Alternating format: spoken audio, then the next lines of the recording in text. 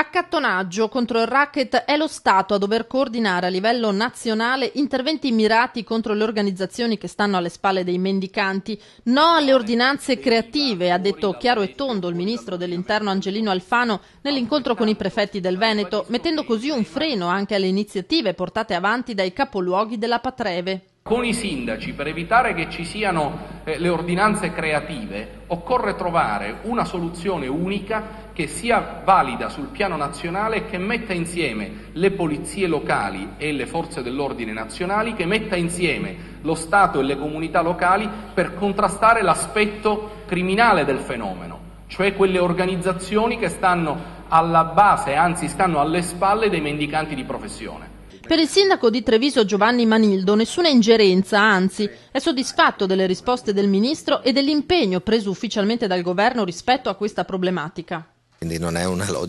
lotta al mendicante sotto casa, ma appunto a chi gestisce questi traffici venga fatta in modo centralizzato. Questo mi pare una cosa molto positiva, era quello che auspicavamo con i sindaci dei comuni capoluogo. E anche mi pare che sia molto buona anche l'altra apertura sull'autonomia differenziata per il Veneto, che era un'altra cosa che era partita proprio dai comuni della provincia di Treviso, poi è estesa a tutti i comuni capoluogo, e poi è fatta propria dall'Anci Veneto, quindi mi sembra che